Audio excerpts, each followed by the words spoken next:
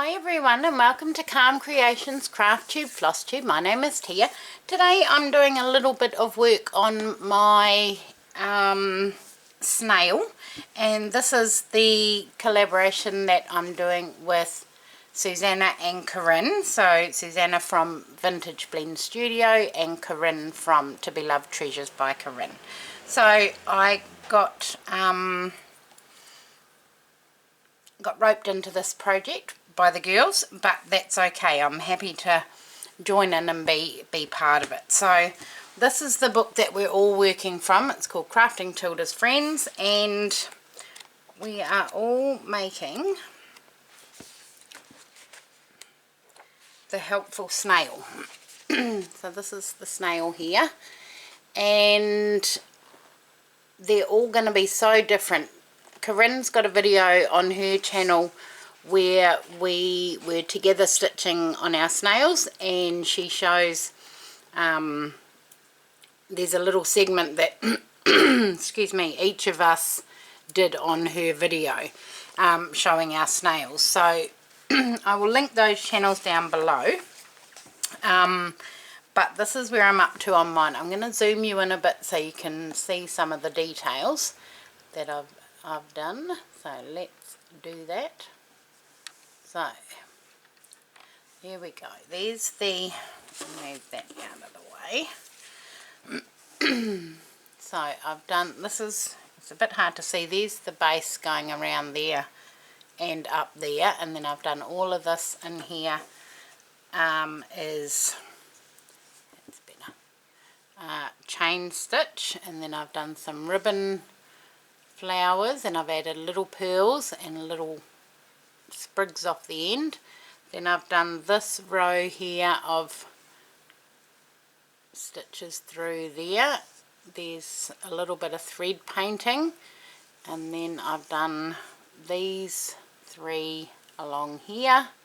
I've just got to do the center of the rows with some French knots in there, and then now I'm working down here. I've drawn in what I want to do, so let's zoom you back out again. My stitching lines coming down here for this part. It's a bit hard to see, but this is called wheater stitch or wheat stitch. So, and I'm using some Appleton wool that I got from Susanna in the greens. So that's what I'm using to do my stitch. So let me zoom you back in again. And I'll do a little bit of it with you. It's a fast growing stitch, and it's yeah, it gives a nice effect. Now I've tried, this is about the fourth different type of thread I've tried to use for this, and so there's a little few holes in there, but yeah. So what we're going to do is we're going to come up down the bottom to make a leg, and then we go through, no we don't, look at that, I've started wrong already. Okay, let me just untangle this and unthread it, and then now I've knotted it a little bit, but that's okay. Right, I'm going to pull that out of there because that's not where it's meant to be. Now where did my needle threader go? Let's try it without it and see how successful we are. No, that's just gonna, where did I put it? Might be in here. I had it earlier because one of the threads I was using was too thick. No, it's not in there. Where's it gone? It's not in there. I just had it.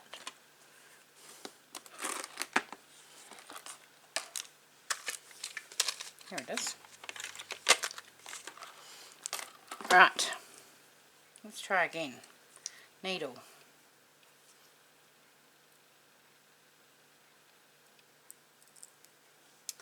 Okay.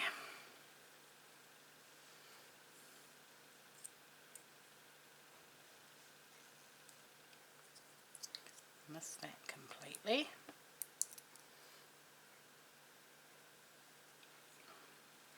So today is Saturday. It's the first, oh my goodness, the first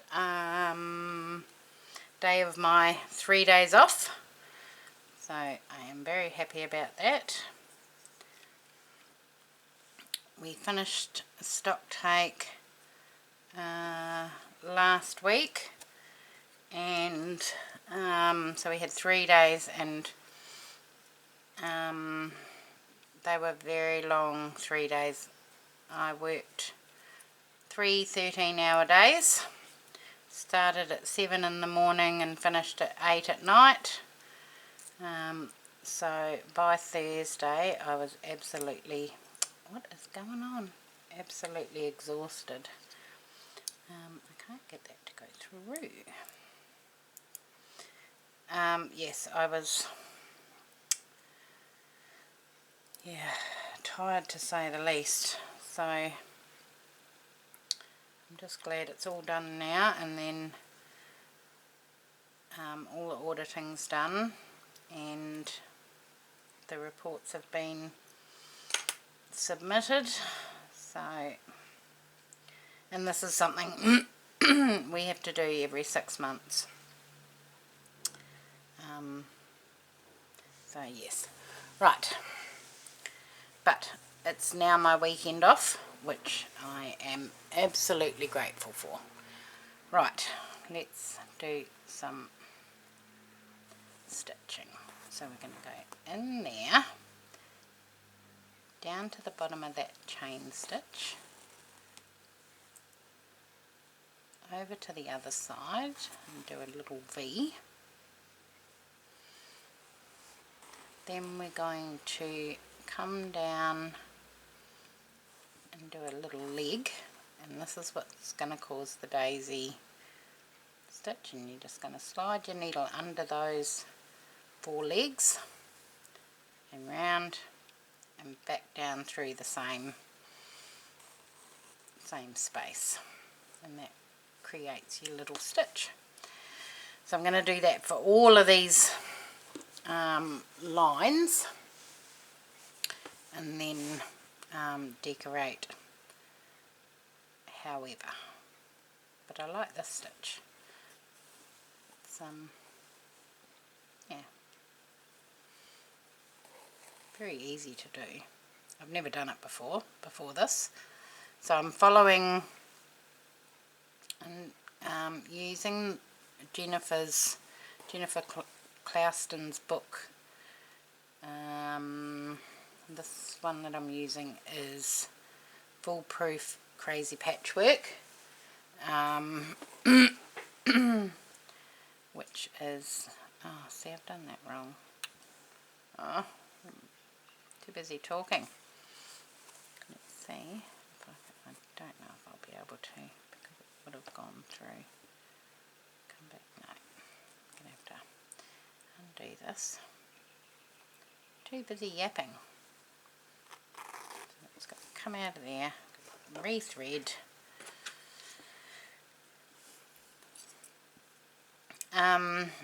Yes, to see all the different combinations of stitches and how she puts them all together in her Crazy Patchwork book. So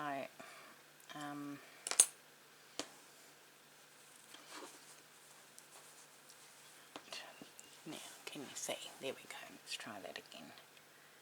Up, round through those 4 legs and back down. So let's give that a bit more room, and then back into the bottom. Now I'm going to do a little leg about halfway between, probably go out a bit further, halfway between the daisy stitch, back to the bottom of it, out to the other side, back to the bottom, come down a leg, and then up through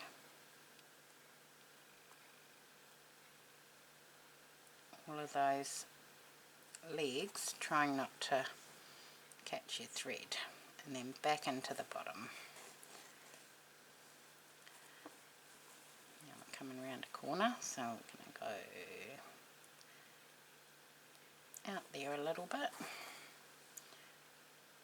into the base, out to the other side, into the base,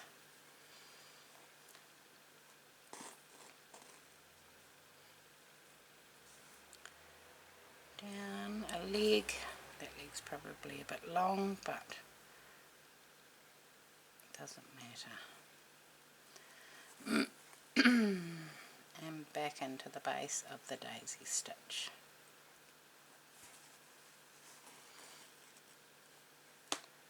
About halfway.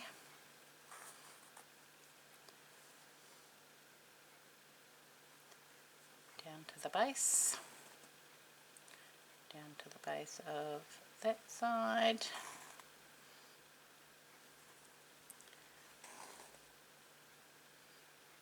Down a leg. Up through.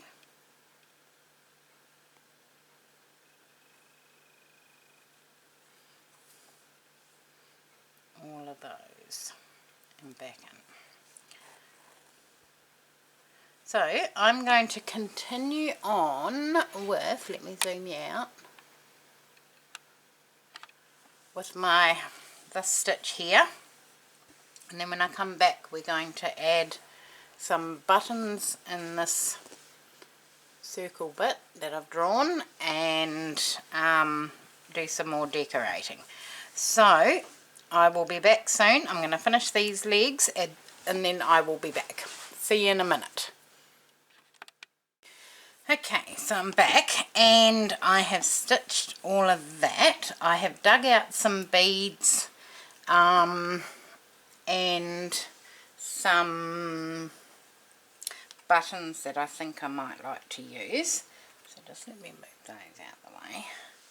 Now,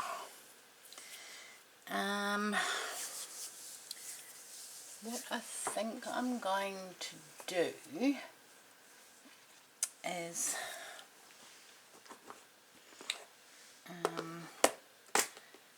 found some green buttons, but what I want is green bugle beads, which I don't have. I don't think I have.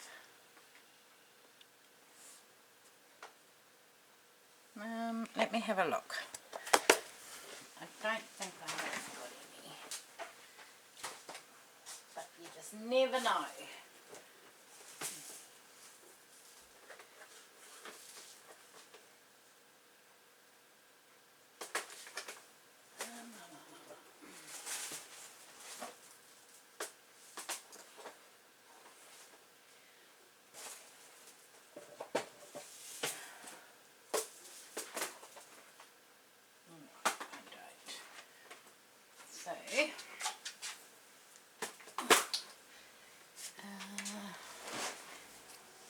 I do have though some,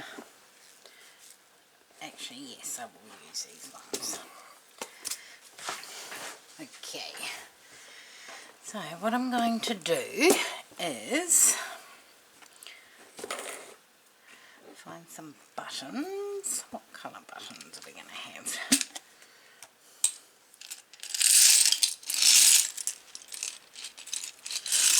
I'll move that spider because I want to keep him just in case. Now these are some vintage buttons. I've got tons of them that I got given from my husband's oh, look at that, my husband's friend's mum. Now what I have to remember is that I can't go too close to that stitching line because I have to sew again and my presser foot won't go past it, so I've just got to keep that in mind.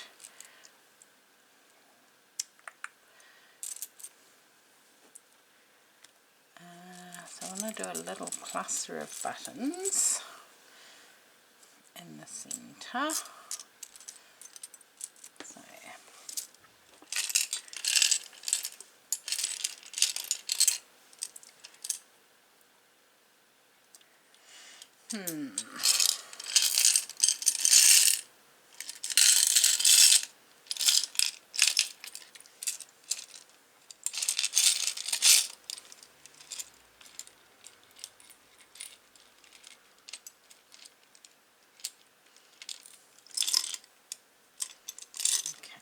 I've got a ton of these coffee jars that are full of buttons, vintage buttons that I acquired. That's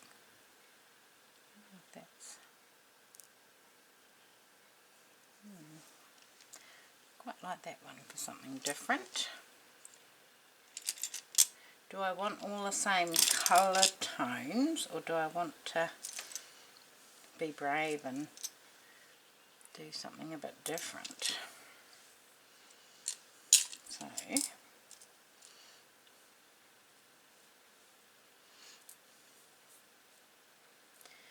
don't know, those three are possibles.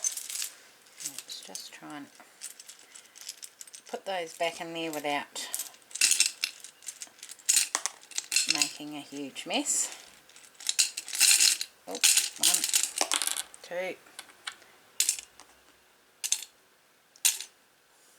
1 on my lap. Okay, so, and then I dug out my green ones. So,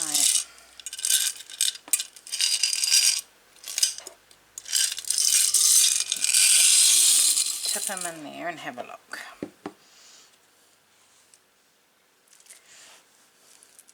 Look at that one, that's pretty cool.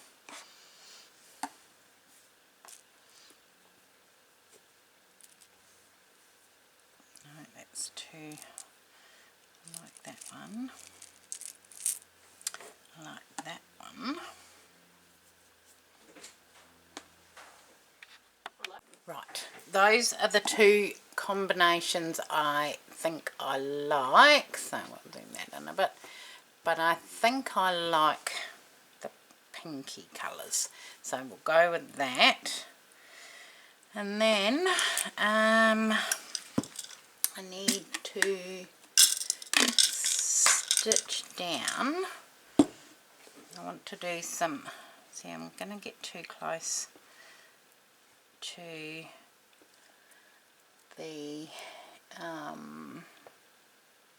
edge of that stitching. I could do a little, don't know. So I want to put some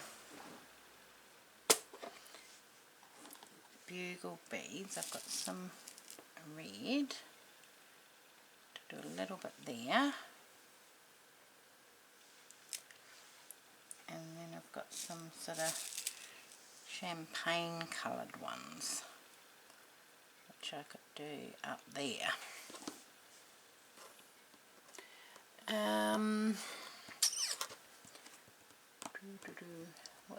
What to do. I'm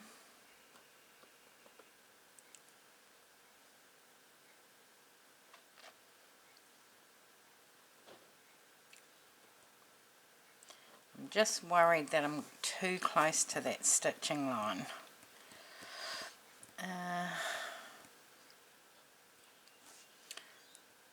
One lot could definitely come down here.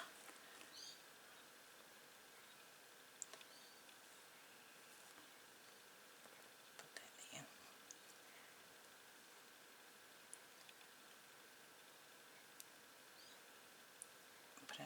and sit it back.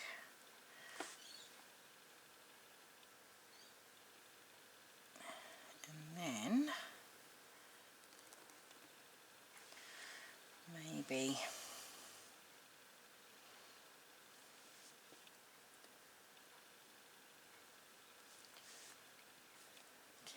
maybe just do that for now and see how that comes out. So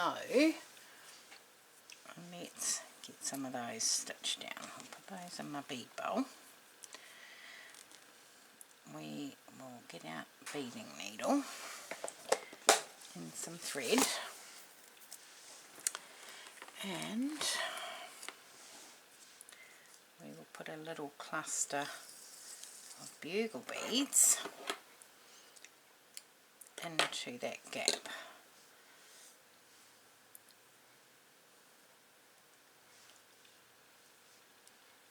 See what that looks like.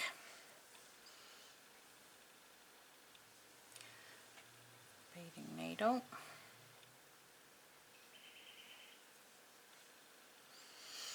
Okay, move those into the bowl. Right. Let's get sitting properly, and then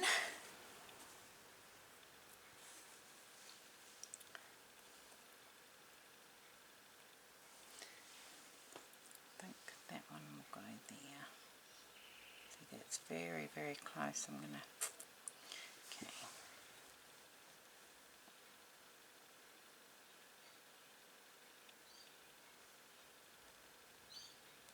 Just gonna have to come down quite low. So, right, got some little champagne goldy coloured bugle beads that we're just going to put in to create some interest.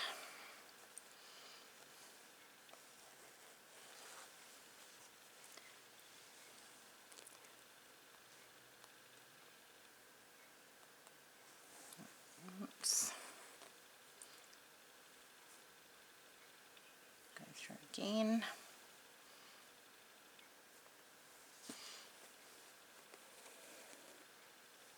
Go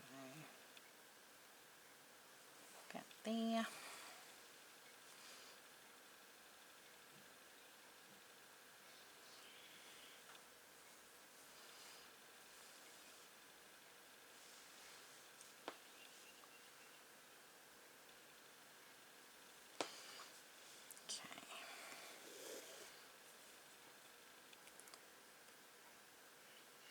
Want them in a row, but we will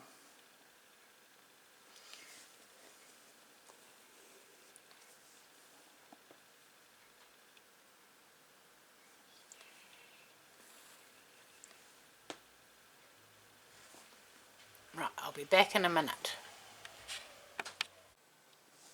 Okay, much later in the day, and I have finished, I think, the first side of my snail, which is very exciting. So let me zoom you down so you can have a little look. Okay, so chain stitch that binding, I think I explained that. I've got a little bit of Appleton wool going through the vein of that leaf. That's Appleton wool going up there.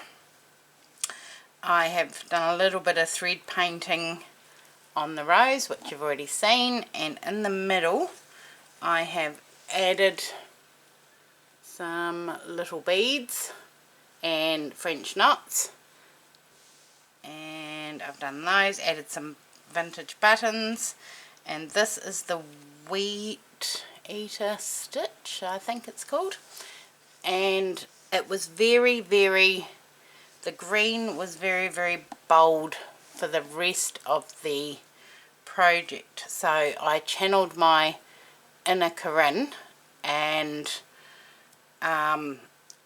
thought, how can I push it back to to the background a little bit so that it's not so, what's the word, glary, I suppose. And so what I've done is I've whip stitched it to add, to sort of try and tone it down a little bit. And now I'm happier with it. Some vintage buttons, and I've just done a little spray of bugle beads. So I'm really happy with that part now that it's finished, and I can figure out how I'm going to do the other half of it, which is where? Put it up here, I think, somewhere maybe. No, I don't know what I've done with it. But I cut the back off, cut the other half off. And now I can't find it. But anyway. But what I don't know. What I'm wondering is whether I do the other side plain. I've got this fabric. And just have the other side plain. And then the body done in calico. So I think that might be how I go. I will ponder on that for a little while and make my decision, but that's what I'm leaning towards. But let's go back out that way. That's it from me today, and I hope you enjoyed that little video on the first part of my Tilda Snail, what's it called? Crafting Tilda's Friends, and my snail. She hasn't got a name yet, so if you can think of any names that may suit her, let me know and they will be considered. So have a great day everybody, and I'll talk to you all again soon. Thank you. Bye.